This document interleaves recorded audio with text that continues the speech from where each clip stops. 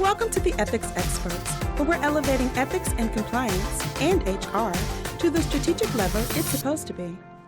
Hey, everybody, welcome to the Ethics Experts. If it's your first time joining us, welcome. And if you're a returning subscriber, hey, bestie, hope you're having an amazing day. The world is better because you're in it. You see what happens when you subscribe to the Ethics Experts? You get a bonus greeting on every single episode. So no brainer to hit that subscribe button and join us as we change the world by fixing our workplaces. I got a real treat for you. I know I say that every week, but I really mean it this time. We have Virginia MacSuibhne here, VP of Global Compliance at Agilent Technologies. She is an Ethics Verse alum. She's somebody that I think is so cool and just really excited to get her on. So how's it going, Virginia? Great. I'm so excited to be here. Hi, how are you? Hi, Ethics Verse.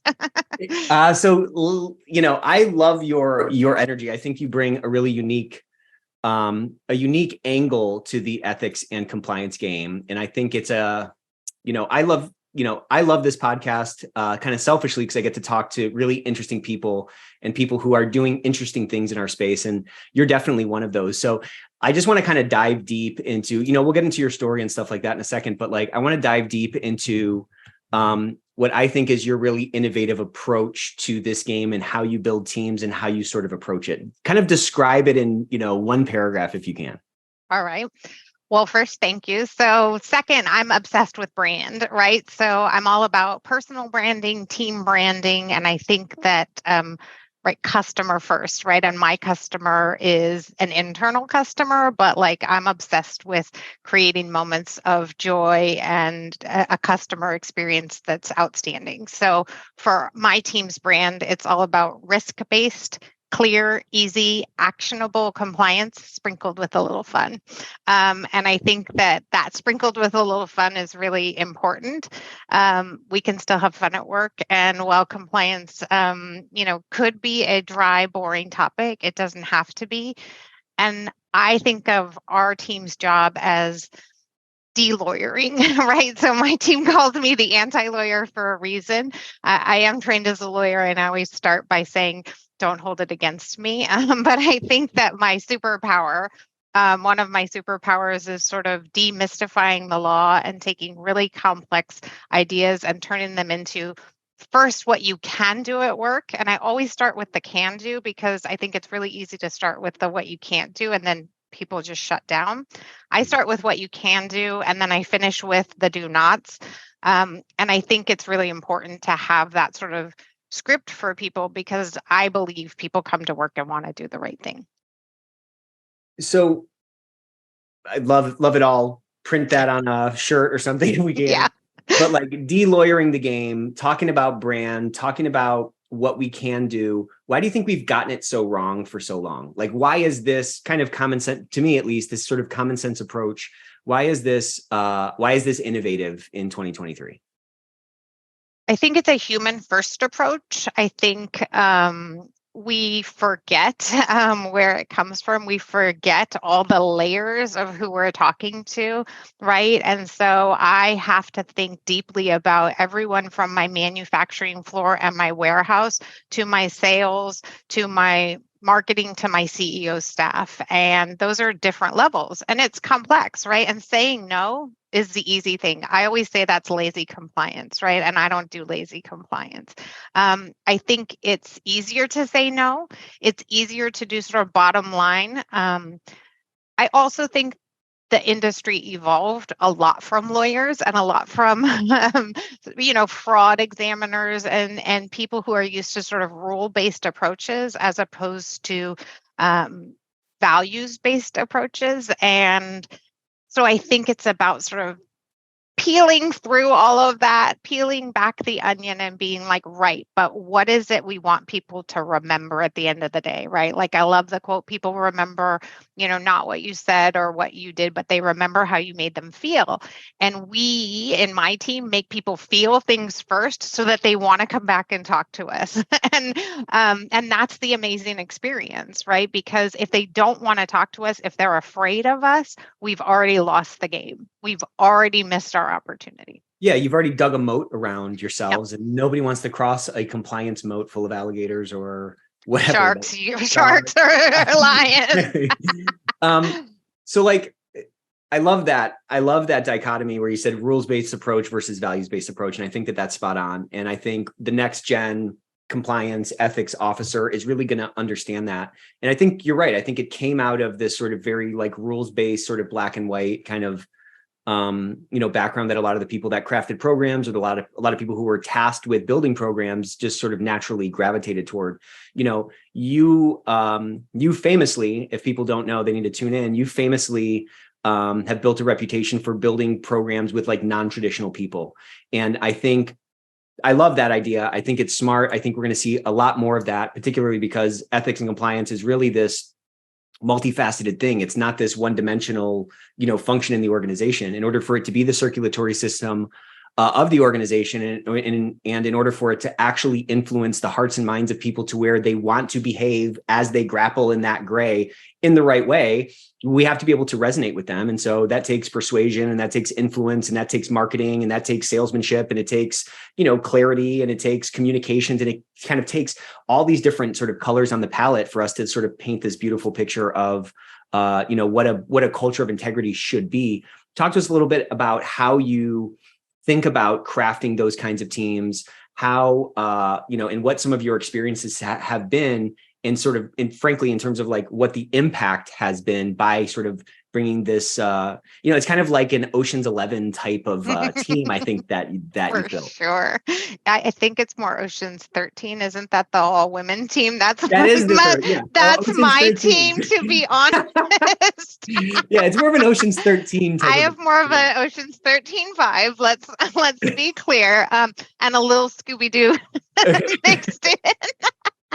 That is kind of my dream, the Scooby-Doo mystery machine. I think about it much like that. Like, first, it's what are the skills, but communication is number one. Like, I can teach all sorts of things about the rules and the laws, but the reality is every day there's a new rule, right? Every day I wake up, there's a new privacy law. And it's sort of, wash, rinse, repeat, and figure out how to churn that out for our organization. I like to say, the first privacy law that existed, there was no one in my organization who was like emailing me, Virginia, this privacy law came out. What does it mean for us? Like, every time now, someone's like, Virginia, I heard Texas has a new privacy law coming, or India's coming. Like, they email me the next day. That just didn't happen years ago, right? And people are paying attention in a different way to the laws, and they want instant gratification. Right. And so we first have to be ahead of it, and second, have to be great communicators. And so I have a program that is fully based on infographics. We are doing away with what I call your grandfather's code of conduct and your grandfather's sort of documentation. Nobody reads that stuff anymore. Nobody is going to in the future.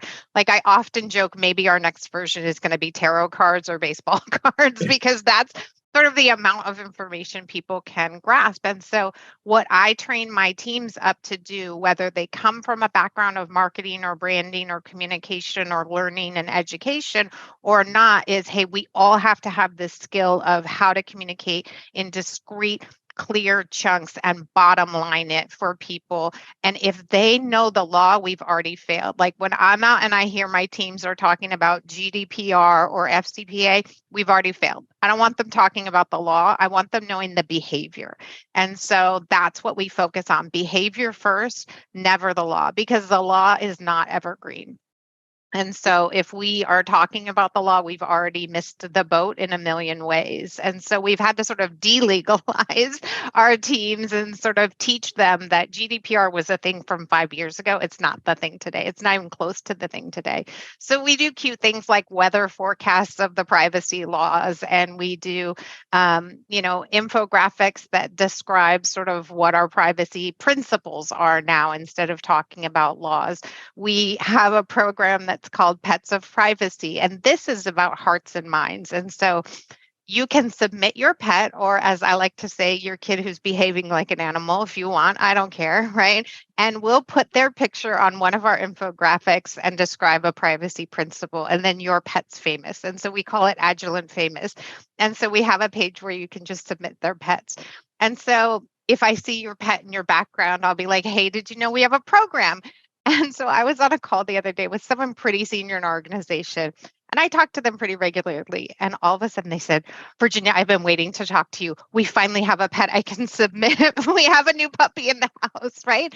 And again, it's about connecting hearts and minds, right? It's like they know me for that, not for what I bring from a privacy perspective. And now we've connected on a personal level, but now we've already lowered defenses and we're much more likely to interact. And so I think that's a huge piece, is like that first connection point. How do you make that connection with people so they know about you and they've like looked you in the eye and they feel like they can trust you, right? Trust is so important. And especially in this like world of Zoom, how do you build trust on that? Pets of privacy, man, everybody wants to talk to us about that, right? And so it's just a great like icebreaker. It's totally genius. And people love, they might love their pets more than their kids. You know what I'm saying? Yes, and for sure. It gets, I just can go on and on about it. I mean, it's such a genius way to get people engaged. And who doesn't want to see other people's pets and tie it into the thing? And now you have this sort of heart-mind connection. Yeah. I mean, it's so funny when you hit, like, you could be working with somebody for like a long, I've worked with somebody for a long time, and I just started like cycling, and I just started connecting with this guy whose office is next to me on a totally different level, because we have this like commonality now, you know what I'm saying? Because he's like a, big time cycler. Right. And finding those things that you can really at scale resonate with more people.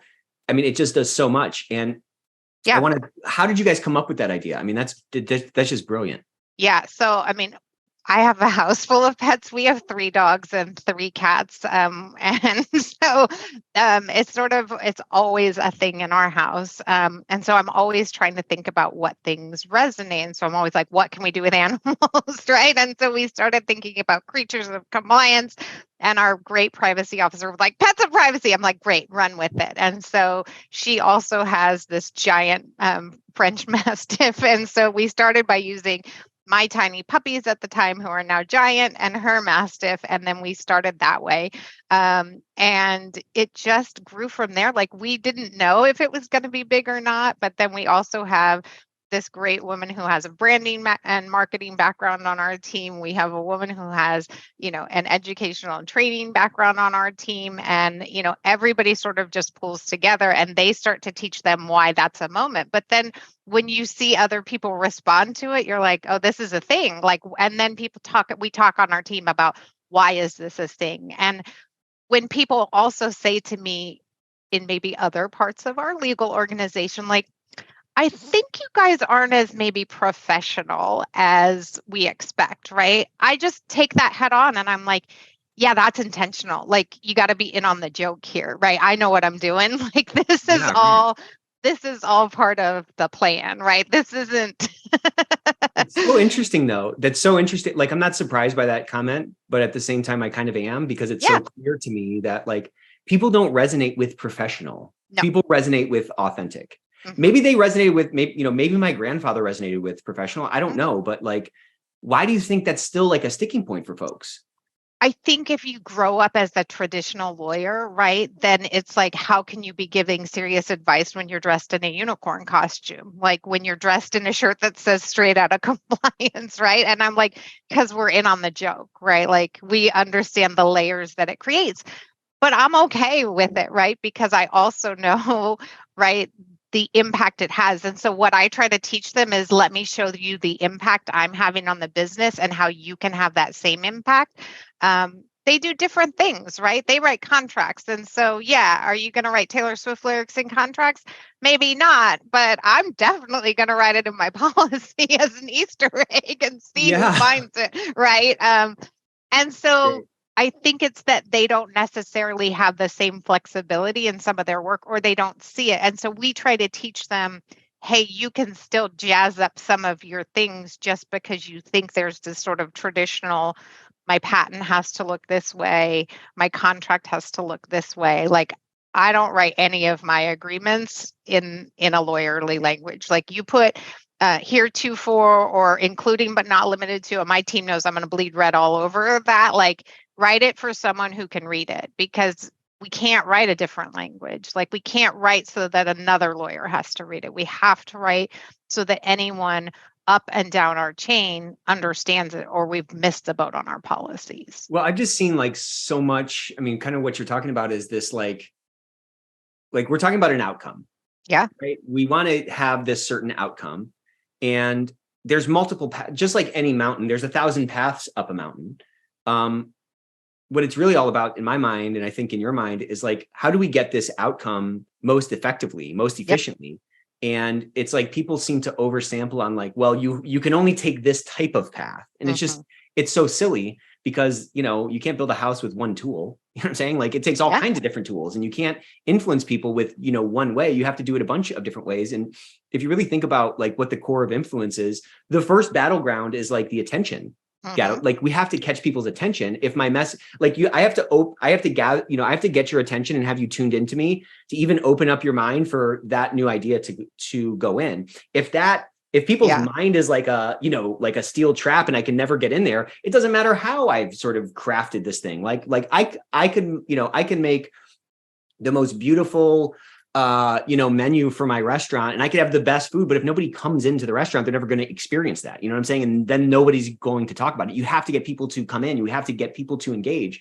And it's just so interesting that again, this is not 1997 anymore. It's like, we are where we're at, and we are surrounded by stimuli, right? We're surrounded by like media channels that have obviously perfected it, right? If you're on social media or you're on like any of the streaming services, they've like cracked the code on how to gather attention, dial in really like a 15 30-second. Yeah.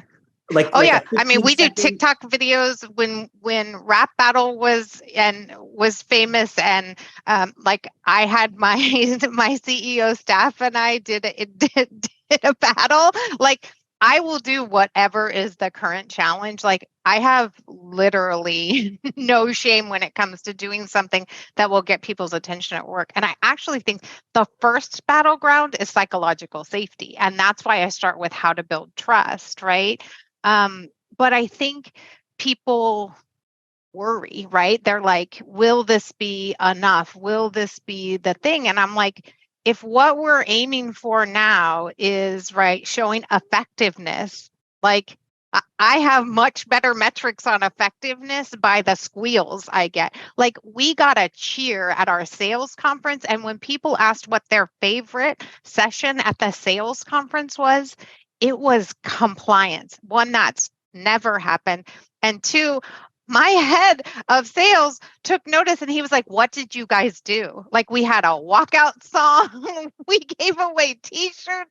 Like we made jokes about ourselves, but we gave clear content as well. And people said it was both the most informative and the funniest, right? And it can be both things, right? It doesn't have to be one or the other. It doesn't have to be this or that anymore. You can do both. And I think if we don't play to all emotion, right? If we don't tug at all the heart, we're missing it. And that's why I believe in a diverse set of skills on my team, that I'm obsessed with the idea of brand, communication, learning, education for adults. Like, what is the thing that will get your attention? And then if I get your attention, how do I keep it? And how do I make sure that the content I give you is relevant to you, meaningful, and good?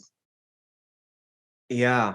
I mean, that's like such a freaking win that at the sales conference, the best. I know. I mean, that's crazy. Well, they also brought out, so we happened to be in Texas, so they went with a theme. And so they had a mechanical bull. And I was like, compliance has to check it. And so we wrote it first. And then they were like, you have to be kidding us. Like what compliance officer gets on the mechanical bull first? And we were like, here we, you got to be in on the game, right? If you're standing at the bar scowling at the bull, like, oh my gosh, this is a possible workplace. You got to be part of it. And so that's what we do. We're just always in on the joke, right? Yeah. And you like bring that kind of energy. So at some point you weren't doing this. At some point you didn't have the full reins or the full like canvas that you could paint whatever you want on it. I'd love to talk about like your journey from wherever Baby you came lawyer. from. Yeah. To now, and like what were those major kind of milestones that put this, obsession with brand and this obsession with, edutainment into your like heart and mind. And also I'd really like to get to like how did you manage the change in your organization? Because a lot of what you're doing is like pretty like radical. Wow, like makes a ton of sense to me. I think in the average like company, they'd be like, this seems a little bit weird. So talk to us about like that journey and how you were able to kind of, push your way into things in order to have the kind of autonomy you have now. Yeah. So I started my life as a baby lawyer. I'm a first generation lawyer in my family. I'm the only one. I was a scholarship student. So, no one was more surprised than me when I graduated law school, to be honest. I went into trial law, and it was about the time that Sarbanes-Oxley came out. So that was sort of a new thing. I was still a generalist. I was a trial lawyer. I loved going to trial. That was my thing. And so I did a lot of securities litigation, and I also did employment law. And for me, that sort of, the combination of the two felt natural, but everybody else sort of didn't get why those two things sort of matched. And I was like, well, it's sort of all bad things people can do at work, right? So it seems natural to me. And then I went in-house to a software company, and I was their employment lawyer, but I started doing trade secrets and fraud. And then they started their first compliance program. So I helped write their code of conduct. And that was really the first opening to me of compliance being like a job beyond being the lawyer. And I loved writing the code. Like I loved help writing the code. I'm obsessed, if you can't tell behind me, by visual things. I love color. I love visuals. I love visual stimulation. I love the idea of what people are drawn to. I don't think everybody learns the same. I understand that. And so as I started to develop my own authentic personality, I then went to a healthcare company and was their first compliance lawyer, and started to sort of really build my own brand of how I wanted to do compliance. I took this job at Agilent about 2.5 years ago, and I was really intentional when I started this job. Like when I interviewed, I was myself, but like maybe 100 times, 10 times at least. Like I was like, I want you to know what you're getting. Like I am a full contact sport. Like I don't do this by half measures. I am like this all the time. Like I come in and I'm like, I'm a tornado a little bit, right? Like I don't tone it down. I don't apologize. I am always this, because this is now what I fully believe. This is what I've seen be effective. It's what I see works. It's what I want to do. And I only want to be at a company that's ready for that. I'm just done. I just turned 50 this week, and I'm just done being at places that aren't for me. I want to be able to be me and to do it my way now. And so I took a job at a place that I thought would really be up for that. And I was really clear about who I am and what I bring to the table and what I don't bring, and how I bring my full self to work. I also am very clear that I live and lead with disability. I have a chronic pain disorder. I live with depression and anxiety. And while that may seem contrary to what I have just said, right? That's part of why I live this large. When I feel good, I lean fully into it, because I know what it's like to live really dark and feel really bad. So a lot in there. Let's talk about what you just talked about. How does that living with these things, how does that help you be more empathetic with your team, with the broader organization? Like, I just feel like you're probably the type of person that uses that as like a point of leverage and like a superpower, but help me understand how you do that. Yeah, I mean, I have experienced a lot of trauma. I have a stalking experience, which left me with complex PTSD. And so I've had to really work through trauma. And so I understand it. I see it in others. It's left me as an empath, right? I don't believe there's a reason everything happens, but I do believe in taking the good things out of whatever bad there is. And so what it's left me with is a deep ability to read the emotions in the room. Like I can see trouble coming a mile away, like I can see what people are going through in a meeting. And yeah, it's a deep leverage point for me. And so it makes me a better leader. I don't shy away from emotion in conversation. I dig deep with people, right? I will stop and say, hey, it seems like this is going on. Do you want to share that? I mentor a lot of people, and when they're willing to dig deep, I dig deep with them and I help them sort of develop their own superpowers and figure out how to do their own work so that they can live authentically, right? Because I think hiding is really hard and it takes a lot of energy to hide. Totally. I mean, it takes so many mental calories to keep that facade up and keep this thing that's going on like in the background. I mean, it just does. And that's, it's exhausting, right? It's exhausting. So, totally. yeah. And so I'm the executive sponsor of our LGBT community. And I'm really proud of that because I think that's a place where people often have to hide out of fear. And I really want to support that. And so I spend a lot of time and energy supporting and bringing people up in leadership, and also just being really clear that, like, yes, I do this on top of and over the top of these things. I don't pretend to have the answers for them, but I know how I've managed them. And I readily, as my mentees would say, I readily just open my toolkit and I'm like, here's some tools. Here's a tool I've used. Here's a tool I've used. And I give them the shortcut to the tool.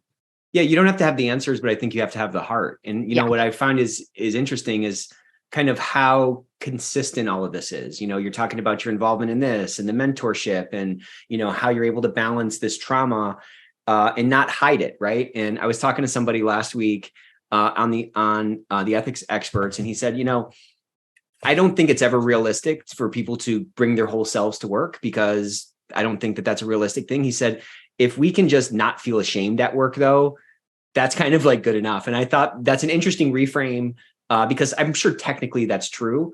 I'm still going to keep saying it because I just like how it sounds. And I think it kind of encapsulates it, but like just not feeling ashamed at work about the trauma you've been through or your beliefs or whatever those things are allows for so much more of like the magic, the God-given gifts that we all have to come to bear in pursuit of the organizational mission that like we're a part of, And I think those are the things, it goes back to what you were saying, frankly, like you said, people don't care about what you say or what you do. They care about how you make them feel. And that's obviously true on a one-to-one basis, but it's also true kind of like at large at like a corporate basis. If people can feel like they don't have to be ashamed at work, then you just get so much. I mean, yes, like, I guess, like selfishly from a corporate perspective, you get like more out of them, but it's also just like more fun, and that's also not like, in my mind, it's not wrong. My dad said many years ago, he's like, if you're not having fun, you're not doing it right. And I just thought like, oh, that sounds cool. And then like, as I've gotten older, I'm like, oh, that's actually like super sage advice. Like if you're not having fun and you're not enjoying what you're doing, then your heart's not in as much, or your mind isn't elsewhere as much, or you're not as engaged as much. And there should be room for both. There should be room to your point, like there should be room for the rules that we have to like handle and then the fun in it, right? Like we do that in all these other aspects of our life. Why do we have to like pull that fun piece out when we're at work? It's just bizarre.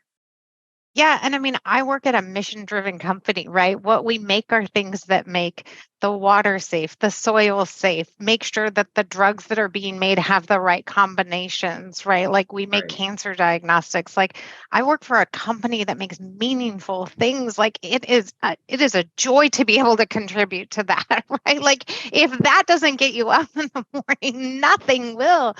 But yeah, how is it we forget that in the day job, right? Like, I just can't do that. Like, I want to bring all of the flavor of life to all of our work. And so to our work meetings, it doesn't have to start and end with like, here's the agenda and here's what we're doing. It's like, what's your favorite flavor of jelly bean? And what do you wear on your shoes in the morning? Like, like those things connect people, especially in this, weird electronic space that we've come to post-COVID. And connection matters. Like that's what we're all looking for. It's not, necessarily deep love connection, but it's human connection. Yeah. And that's what this is all about. And so we can find all of those things at work, and we can find joy at work, and we can make joy at work. And it's better. I spend a lot of time doing this. And so I'd rather that me and my team are enjoying our time together than being like, oh, I can't wait for this to be over, right? Let's make it fun. Totally.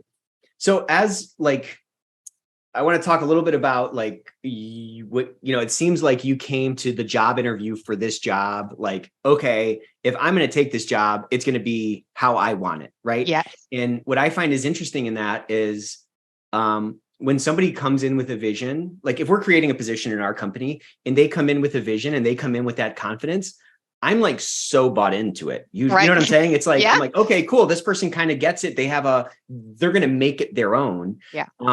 Where did that confidence come from? And like, what did you learn in your last couple of jobs, that like you said, okay, I'm definitely changing that? Or like, where did the confidence come from to say like, okay, well, if I'm going to make this jump, it's only going to be if it's, actually a greener pasture, or if I'm actually going to have like free reign to do what I want.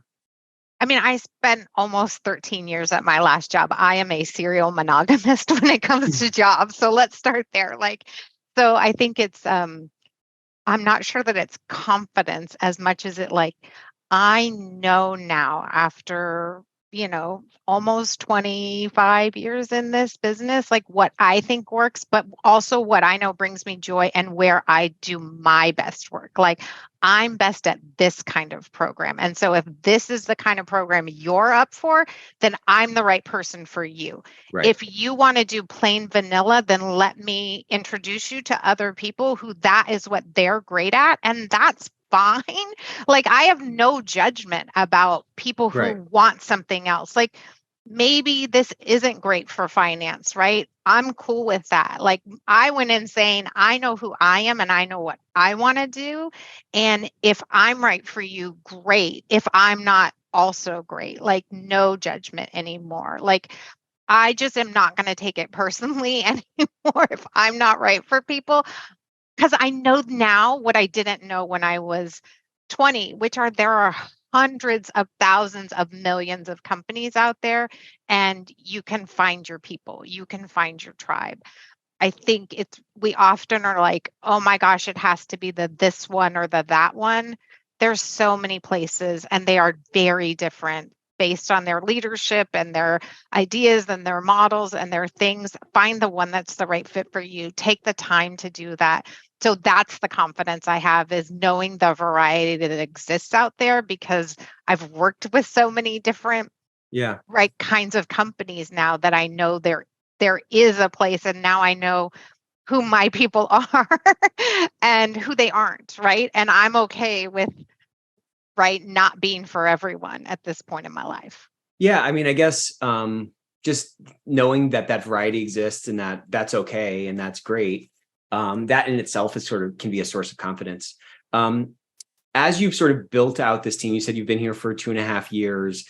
And did you have a vision for bringing non-traditional people in, A, and B, how have you found the sort of distinctive flavor of your team?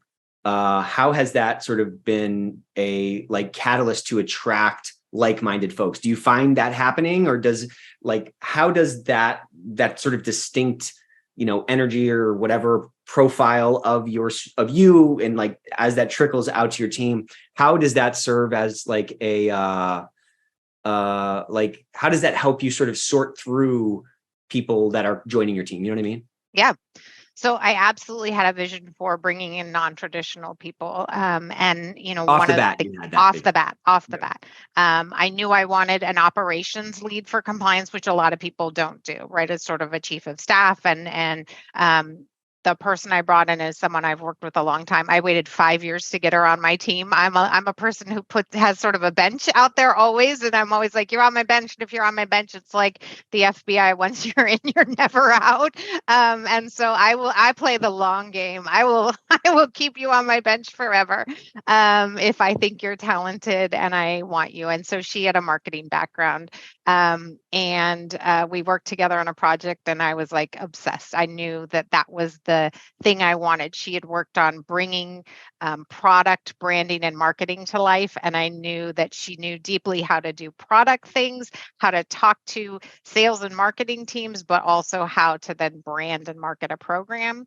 And so that was a position they didn't have before. And I knew I wanted that to help support the code of conduct, the policies and procedures, the helpline. And one of the first things we did was sort of rebrand our helpline. I took out all of the nonsense detail. Like, I don't want people to answer 15 questions before they get to the helpline. I'm like, what happened? That's where we start Just now. Get to it. Just totally. All you need to do is tell us what happened and we'll figure out all the back end who Yep. needs to answer it. Life changing, right? And the look and feel and the interface for them changed. And then we put on the interface what happens in an investigation and the difference between confidentiality and anonymity, right? Two big infographics so people answer the big questions up front, right? So that was some of the major work. And then over time, we also have attracted and recently acquired someone who's amazing with learning and development and understands programs and systems and all of the things that are required to make that great. And so we're working on what that will bring forward in the future. Then I also had this really interesting team of some lawyers, some not, all throughout the globe. And my job was to sort of bring them together. On my first day, my privacy lead quit. And I recruited her back. And that's one of the things I'm most proud of. So I knew she was great. I understood she quit not because of me, because it was my first day. How could it be about me? Right. And so I spent a lot of time still talking to her. I introduced her to a privacy network. And then I was like, reeling her back in. Like, I still think you're right. While I was interviewing for the, role. And then I got her back. And so how did that work? Yeah. So I was interviewing a bunch of people. I was talking to her about, her development, her growth, just mentoring her, right, as just in life and introducing her to people. And I knew she wasn't quite happy at her new role. And I said, okay, in a year, you're going to want to quit because you think you think you need to stay in this role for a year. I'm not going to have a job in a year. I have a job now. If you apply tomorrow, I will interview you tomorrow. And this is what we can do. And I think you're the right candidate. And I know you think you're the right candidate. Don't worry about what it looks like on your resume. We'll call this a COVID crazy moment. Right?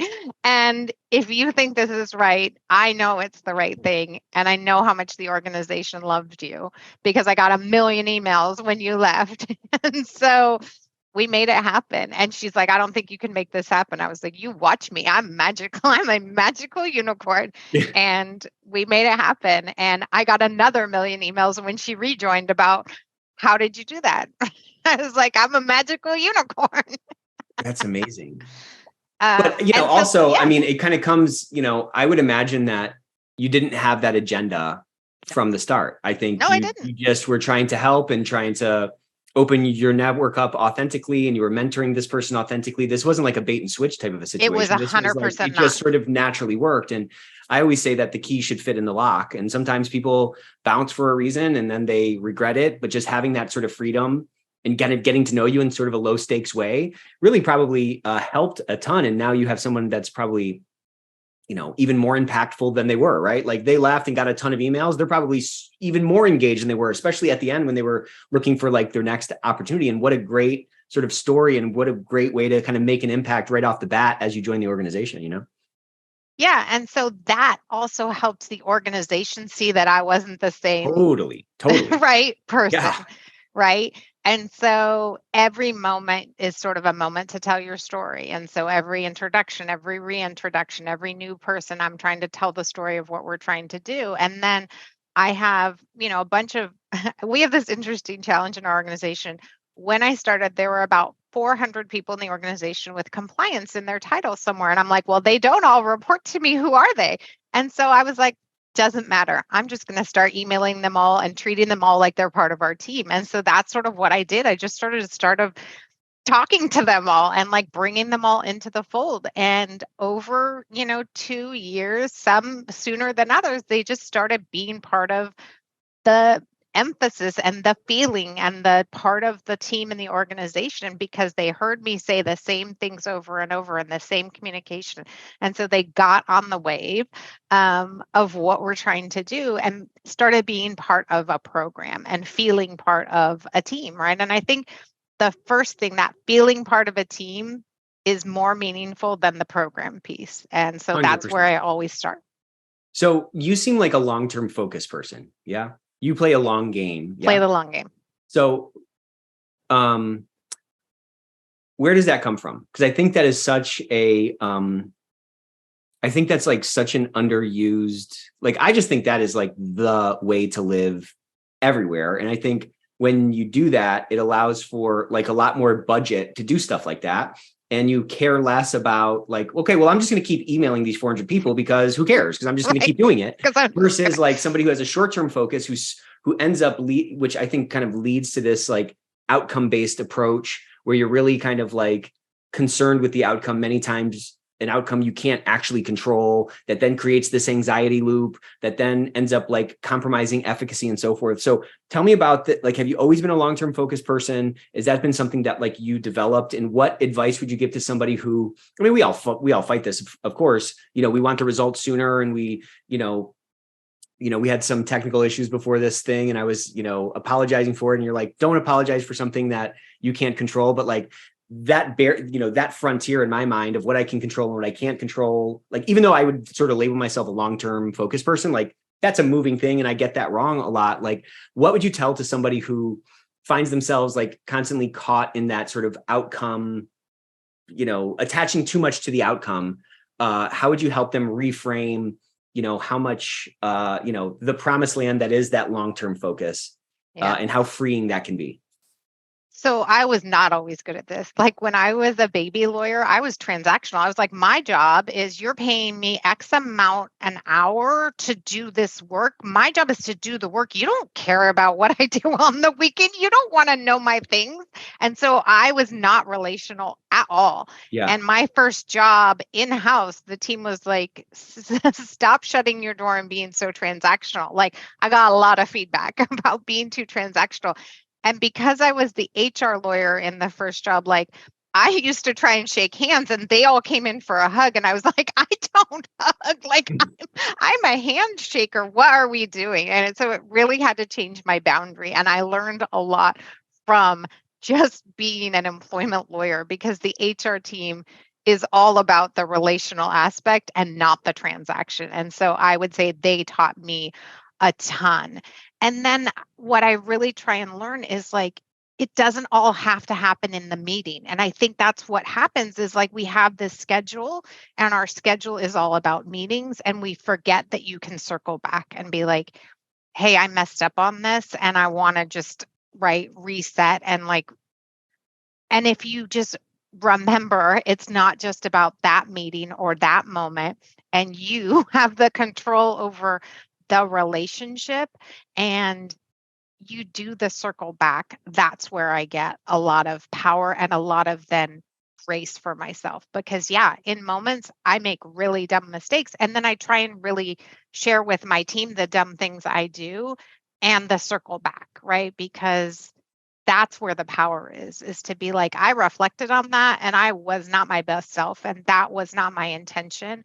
And how can we move forward differently? I try to let people learn from my mistakes instead of theirs.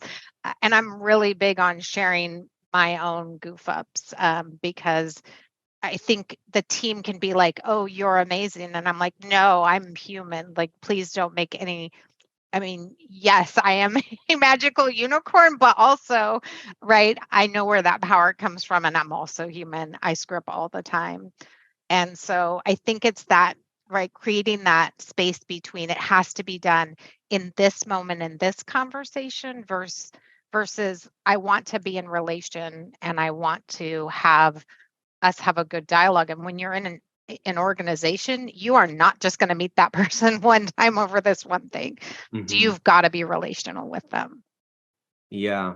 And which kind of goes back to what you were saying about psychological safety, right? Like if you can create this really kind of humanized, whatever, human first environment, which, I mean, we're all flawed. We all have Yeah. struggles. We all have things that we do well. We all have things that we do wrong. I mean, I screw up every single day. So acting again, like we don't have those things.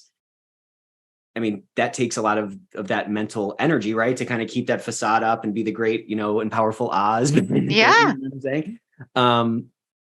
Let's talk a little bit about that psychological safety and how I think, so let me kind of pause. Like the psychological safety thing, I think is critical. And I think when you're playing a long game, our lives are a lot more. Have you ever seen those photorealistic painters like on Instagram and they're like painting like each hair? You know what I'm talking about? Yes. Okay. And that's a beautiful painting. No For one's sure. life is that way. Okay. No. That has 0 errors on that thing. Yeah. My life is like a mosaic. Fingers crossed. So there's a bunch of misshapen pieces that are kind of mashed together. And if you blur your eyes, you're like, yeah, that looks pretty good. Like that's how I think life actually is. But I think when people, especially in the business world, they think like, well, we have to be those sort of photorealistic painters. And that takes a lot of extra effort that is like not translating into anything that allows for the psychological safety for people to like really be themselves. So like, what would you tell somebody who really struggles with bringing to bear their own flaws or bringing to bear their own, struggles in the context of this sort of professional facade, this professional armor is what I would call it, that they feel has probably served them well throughout their career and gotten them to where they are at, Yeah. So 2 things. One, acknowledge, right? Yeah, anything that you have as a mechanism, right? You learned, right? Whether as a child, as a safety mechanism, right? Those things served you well. So thank them, acknowledge those tools, right? And then put them away and put them where they belong, right? Recognize them when they come forward and be like, yes, thank you, fear. I see you. I'm going to put you in the back seat for a minute, right? Thank you, judgment. Me. Yeah, thank you for protecting me. Really appreciate it. This is not a tiger. This is just an email, right? It's right. And so we are human animals at the end of the day. And so we still have those things. And I think it's the first thing is recognizing and acknowledging them. And if you can acknowledge them and be like, yes, I know what you served. I know that you got me through very difficult moments in my life. And I thank you for that. And I'm also just going to put you in the passenger seat for a minute here. I'm going to drive today. Right. We don't let you drive. We don't let fear drive the bus. We don't let anxiety drive the bus. We don't let depression drive. We put you in the back seat and we give you some candy or a movie to watch. We're going to let the grownups handle this now, right? So I think that's part of it. I think the other thing, like when you talk about those people who do these drawings, right? What that comes from is years of practice, right? And so what people forget is that all of this is about practice. Like the reason I can go into a meeting today and not panic is that I have years of practice, right? I used to go into every deposition and have written down every question and not be able to stay present in those.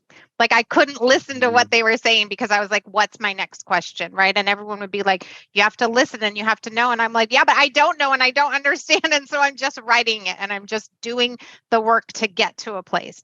But now I trust myself. I can take a deep breath and I can be like, listen to what's happening and trust that I have enough experience to have an answer.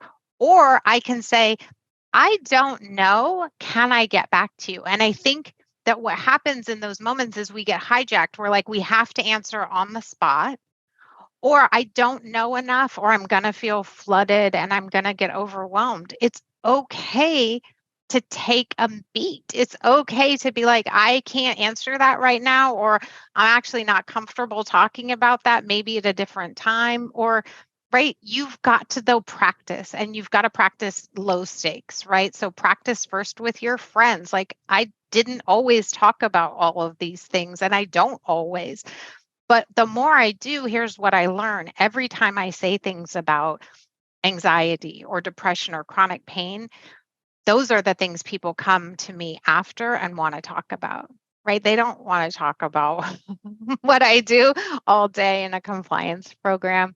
They come up to me after and say, no one's ever said that as a leader. And I know that to be true. And I know that's what impacts them. And I know that's what touches them. And that's why I keep doing it. And if you never practice, you never know what thing is going to be someone else's playbook. And so Yeah, if you don't try to humanize yourself, you don't I mean, I'm pretty comfortable doing that myself, probably because of my position, probably because I've tried it. And I mean, really, it's from that. It's like from trying it and seeing, wow, that actually resonated with somebody, or that made somebody feel more comfortable, or they've come up to me afterwards and said, thank you for sharing, that kind of a thing. And it's just so freeing. It's like I can shut off that fear algorithm that's running in my mind that's trying to hide these things that I'm scared of, getting out. It's like, okay, well, guess what? You get good and bad with me. Okay. You get some good things, you get some bad things. And my whole, my life is and if you look in the wake of my life, there's thousands of mistakes. Okay. Yeah. And it's all good. I'm still standing. I learn more from my mistakes than I do from the things that went well. And I try to tell my team that, when they're struggling with a project, I'm like, you're going to learn more from this project. I promise you. You'll remember it more for sure. For sure. My mistakes leave scars, and those are the things I remember more. And that's probably why they have such shame associated with them. And so that's part of why I tell the story. If I tell the story, then I won't keep the shame. Right. And so and I hope it helps someone else. Hey, I did this thing and that didn't work. So here's what I did to fix it. Yeah. I mean, I guess we could go on and on. We could probably write a whole book about this thing of how I hope so. Humanizing ourselves, humanizing our programs, humanizing our teams allows for dropping of the guard. It allows people to engage more authentically. It allows for so much more cross-pollination and sharpening of each other. And so that we're not all reinventing the same wheels, and we're not falling off of the same bikes. We can actually learn from each other. I mean, it's definitely the way to do it. And I think it's encouraging that there are people like you around who are willing to share that experience, because I think at the core of it, it takes some courage to do it, right? To the extent that there's fear preventing me from doing something, then in order for me to actually do that thing, I have to overcome that fear, which is going to be a leap of faith or a leap of courage. And, sometimes I'm not willing to make that until I see somebody else do it and say, okay, maybe I'll try it, so I appreciate deeply your openness to share this approach, and, the phenomenal, results that you're having, I think are a testament to the authentic heart that is behind it all, I mean, my goal is that I think we can do this differently. And I want to create the next generation of compliance professionals thinking, what can we do differently? Not what can we keep doing the same, right? That's what I love about compliance, is that we are still breaking ground. This was not a job when I came out of law school. And so let's not forget that. Let's not forget that we're making this up as we go along. And so let's do it the way we want to do it. Let's make it great. Let's not make it plain vanilla. Let's make it amazing. And when people say what can be effective, let's think about what can be effective for humans, not what can be effective because the DOJ came in and was like, yes, I saw that in a written thing. Let's think deeply about what effective really means. Correct. And let's not think to worst case scenario. Let's think about the 80%, right? Not the 20% that I think we all fear, right? Let's think about the 80% that we do every single day and who we're serving. We're not serving the DOJ. We're not serving the SEC. I serve our stakeholders and my employees and my channel partners and all the people who are part of the program, just trying to do the things that work. That's who I serve first. Well, and if the DOJ supports that, great. Well, I mean, I would even argue that the DOJ, SEC, whatever coming in,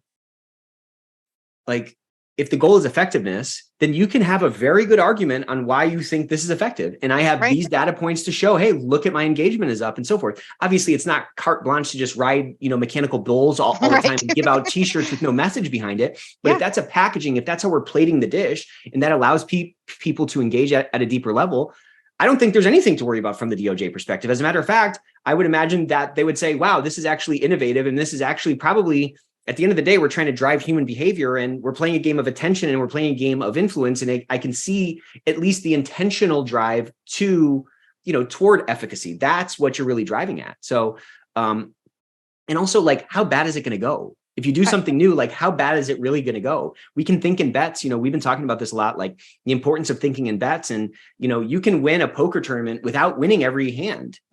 Nobody went, well, let's put it this way. Nobody wins a poker tournament by winning every hand. Right. It's impossible to do. You have to win the most important hands. And that comes from like knowing when to make the big bets that you need to make, which comes from experience and trial and error and all that kind of stuff.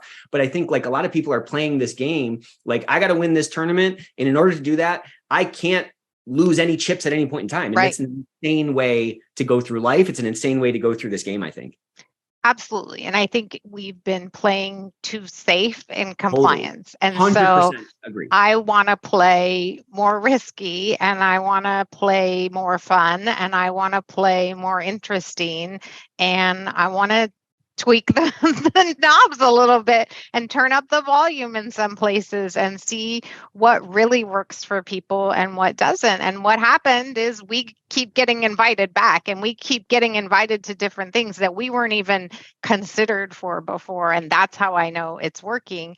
And when our data protection officer came and visited us, and what happened is they were like, this feels different. Like we've never felt a program like this. And I was like, yeah, it's all in how it feels. Like I could tell you a lot of things about the program, but when you walk in the door, what you'll know is this feels different. And what you'll know if you talk to anyone that we've interacted with is they will tell you a fun story about how they've interacted with us. And, the joke is when they go to look for their pet on our Pet of Privacy, what happens is they stop and stay on our website because they find 10 other things that are interesting. And that's the trick, right? That's the magic. And so it's all with intention. Everything we do is about intentionality.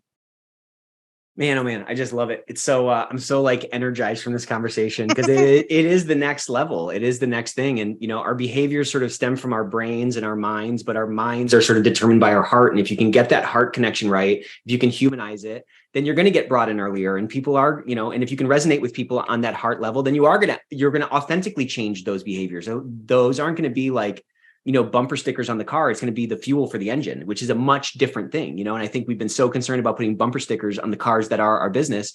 And we haven't been looking at how can we change the fuel that's actually driving this thing forward. It's really, I love it. It's super inspiring for me. Yeah. I mean, even the way we decorate our space. So outside of my area, we have an Instagram wall and we put a neon sign that says better in compliance, right? And so it's the little things 100%. That make a difference. And like there's another sign that says this must be the right place. And like keep calm and call a compliance officer. And so people were always like, oh, your space is so fun, right? And it's all of those things that make people feel welcome instead of feel like this is a scary place to come and ask a scary question. I know when they ask a question, I know for some people, it's their worst day at work when they call our helpline. And so my job is to make the barrier to entry as low as possible and make it as easy for them. And my team will sometimes joke, like, people call you with the weirdest things. And like, why do they feel like they can just call you directly? And I'm like, that's the magic. When they feel like they can just hit call on Zoom for no reason, then I know I'm making an impact. They don't need to know my name, but someone has told them I'm someone they can call directly. Isn't that funny? Magic. Like you wouldn't be able to create that space if you weren't comfortable with yourself and you didn't create an environment that allowed the people on your team to be comfortable with themselves and bringing their authentic selves forward. Isn't that funny? Once that sort of space is created, people get more comfortable with your department. I mean, it's all connected. You know what I'm saying? It's all connected. It's all about authenticity and right? No barrier to entry, right? We are a low hierarchy team and everyone has authority and responsibility. And I take that very seriously. I have very high standards, make no mistake about that. I take this all very seriously. But I also love it and I love bringing joy to it. And I want the next generation to feel empowered to do it differently and to think about the different mechanisms and also to think about how COVID has changed the world and how we need to adapt and how social media is continuing to change the world and what is next and what we need to do to adapt. Yesterday's code is not for the future. And if you think it is, you are missing the boat and you need to think differently. Well, I think on that we should wrap up because we could probably keep going for another hour, but just where can people find you? You're kind of all over the place, but where can people connect with you? Yeah, so I'm on LinkedIn. That's the easiest place to find me. 2 of my fabulous compliance unicorns are going to be at the SEC conference this year talking about our program. Shannon Jameson and Krista Wolf. Check them out. They're going to tell you all about the secrets to our program and how it's magical. And they are the magic. So go see them in October in Chicago, or online if you're checking it out there. That's the best way to find us. And thanks, Nick. It's been so great talking. So fun. All right. Well, thanks for joining us. Until next time. Okay. My gosh, that was so good. Thank you so much. This should have been a 2-part episode. I mean, my goodness, we could have just kept going. I have a whole list of other questions we didn't even get to, but yeah, this was everything I was hoping it would be. And just thanks for all that you're doing. And I don't know, you're really like revolutionizing something. I think 10 years from now, you're going to see programs like yours, ish, a lot more prevalently than we are right now. I hope so. I mean, I believe in this, and Shannon and Krista are doing amazing things. And I hope that when people see some of the magic they're bringing, I mean, it's simple. There's little things that change. Little things. They're little tiny things. That's what I'm always trying to tell people. It's just like little tweaks to what you're doing can have this transformative impact, but it starts with like our own confidence in our own confidence in our own, like 100%. You have to believe if we can do that, then anyways, I love your work. I just thank you so much for joining. Thank you my day so for much. sure. It was so great. Good luck with daddy duty. Thank you so much. I'll see you soon. Care. All right. Bye. Bye-bye.